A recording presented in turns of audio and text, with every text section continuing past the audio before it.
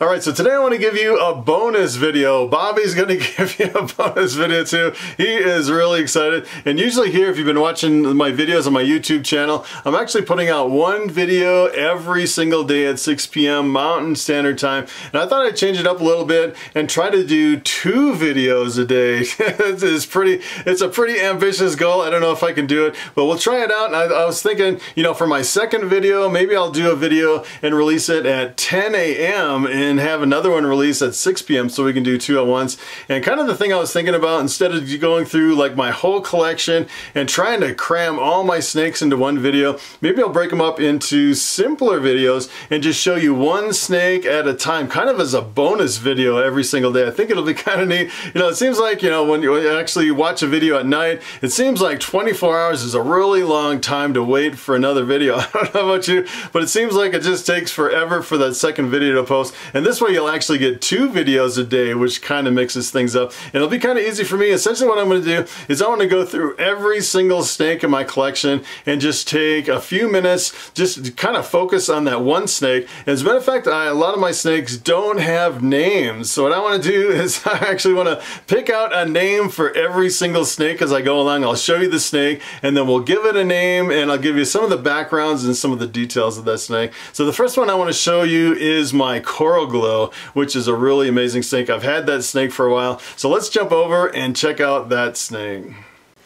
Alright, so take a look at this beauty. This is my coral glow. And as a matter of fact, he doesn't have a name, so we're going to pick out a name for him today and give him a name. I've actually had him for about 5 years. He was born in 2015, and when I got him, I actually got him on Morphmarket. And when I picked him out on Morphmarket, let me tell you, he did not look like this. He was completely different. And it's funny how the coral glows and the bananas kind of transform as they age. When I got him, he was really, had a lot of oranges and lavender and almost purples in him, and he changed to this kind of a two-tone yellow. And one of the reasons I picked him out is he was one of the most stunning hatchlings over on Morphmarket as far as all the coral glows. And then when I got him, as a matter of fact, the picture on Morphmarket was several months older than he actually was. And when I got him, he looked completely different than the picture. I was like, hey, did you send me the right snake? It was pretty amazing. And as they age, they get all these little spots, like little black freckles all over the snake, which is kind of the characteristic of the coral glows and the bananas.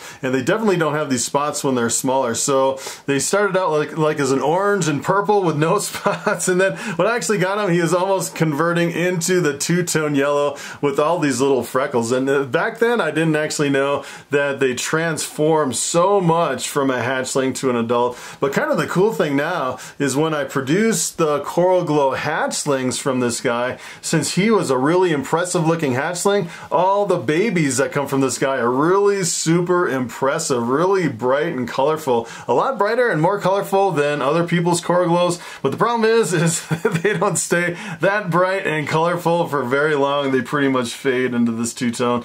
And this guy is 100% het pied as well, although I've never proved out the pied. I've never actually bred him to a pied and got a visual, but you know, when I produce offspring, they're all 50% het pied because there's a 50% chance that they have one copy of the recessive pied gene. And I tried to breed them to my female pied a couple years, and she actually never laid any eggs. I'm still waiting for eggs on her. This year I actually bred a fire pied with her, and next year, if she doesn't lay this year, next year I might try this banana pied back to her again. As a matter of fact, I have another kind of a dinker snake, a female, that I produced. It was actually from this one, that it was one of his offspring that is probably big enough to breed, and I'm pretty sure she is 100% het pied because she has tracks on her belly, kind of a normal looking snake. And I might breed this one back to that one and prove out her 50% het pied and then prove out the 100% het pied on this one. I'm pretty sure that that one would actually produce some visual pies. But it's kind of interesting to look at the color on this one. It almost looks like a caramel albino, kind of similar to like a monarch or something. Really interesting coloration on these adult coral glows. Kind of an interesting combination. As a matter of fact, I actually have some bananas. I have one banana in my collection, a male banana inchy clown that I'm breeding this year. Hopefully I'll actually get some offspring from that one. And then I'll have bananas and coral glows in my collection. It'll be kind of interesting to see the difference in the hatchlings between the coral glow and the banana, and a lot of people think they're exactly the same, but this is a really amazing ball python.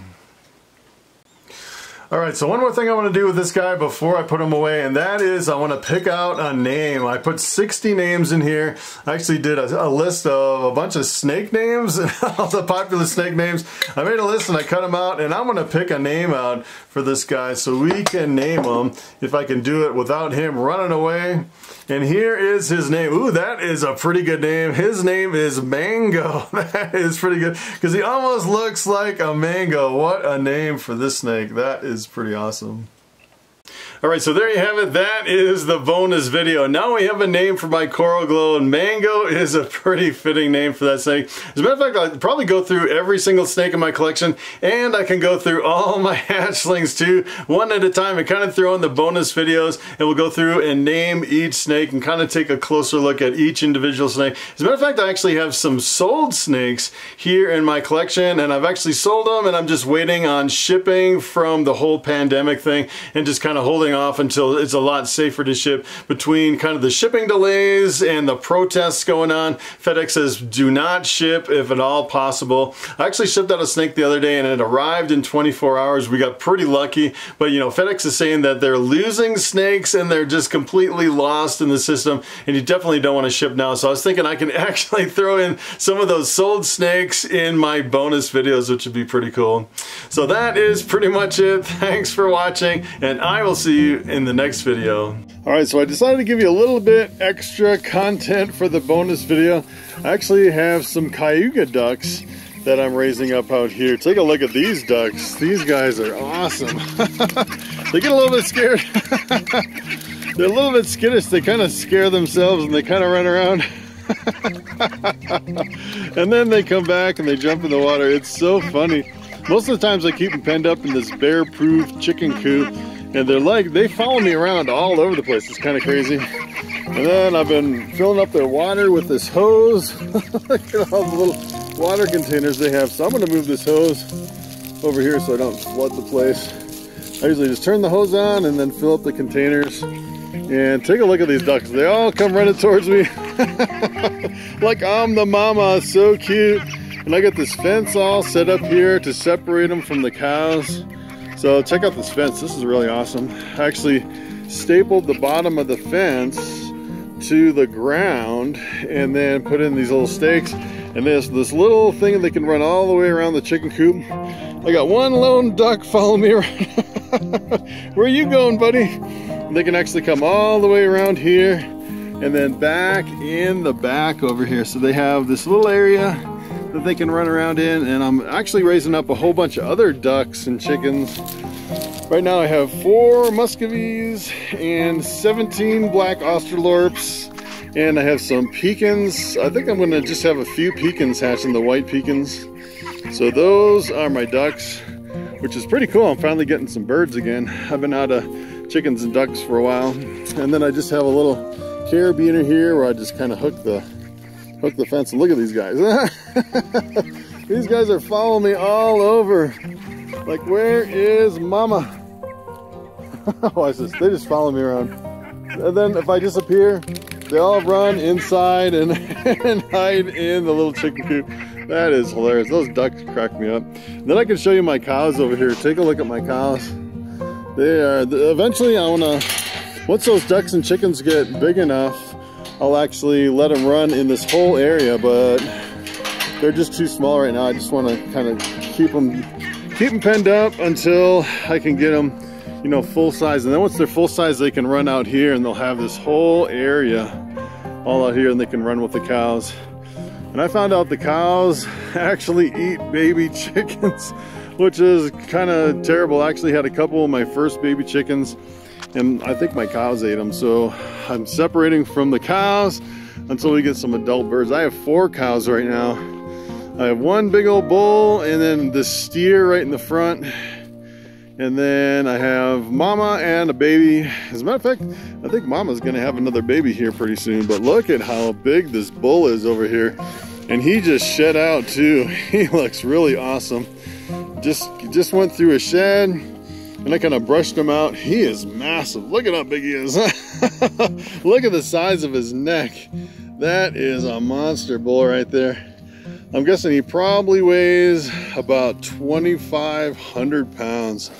He is a really big bull. And then here's the little mama and baby from last year. And these are all black Angus cattle. Really awesome cows. They're really super friendly too. I've been actually kind of chasing them around with the fly spray bottle. They're a little bit skittish. They're like, are you gonna spray me or are you gonna pet me? Because the flies have been coming out. And we've been having problems with the flies, but they have a really big area in here, which is pretty cool. And here's the steer. He's like, don't spray me, don't spray me. And then I have, this is essentially my feeder over here. I've been feeding them in this big round feeder, and I've been just feeding them grass hay. These cows, they're pretty awesome. They'll eat pretty much any kind of hay, but I feed them a really high quality, like a horse quality grass hay. It's pretty awesome. And then over here, I actually at one point I set this little area up here as a little chicken coop to raise some baby chicks, but I haven't really used it that much. I kind of gave up on it because it's not really that big of an area. And now essentially what I do is I use this big round black thing here. It's actually a compost tumbler. And then all the flies are attracted to it, and then I hang fly paper right above it. It's like a really big fly trap. And then I have three stall loafing shed over here. And then this is a pretty nice setup. I actually staked in all my fencing here so they can't push it over. I drilled some holes and put stakes on every corner. And then I have a feeder over here. And then over here I have some water. So it's a pretty big area here. I think it's about a half acre in here. So these birds, once they get out and about in full size, they'll have plenty of room to run around. The only problem is ducks or chickens can actually drown in this big stock tank. You have to really be careful.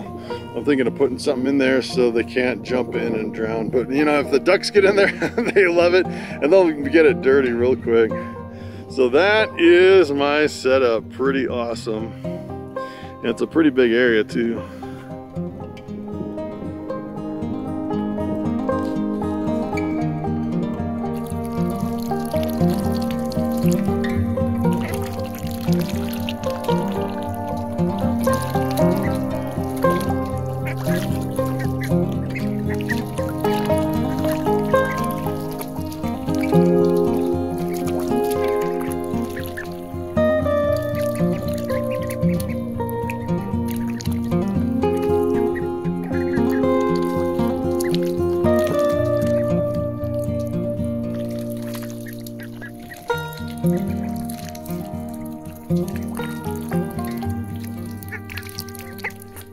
All right, so take a look at this. I have a duck under my arm, on my lap.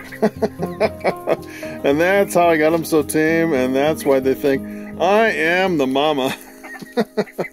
I might have tamed these ducks down just a little too much.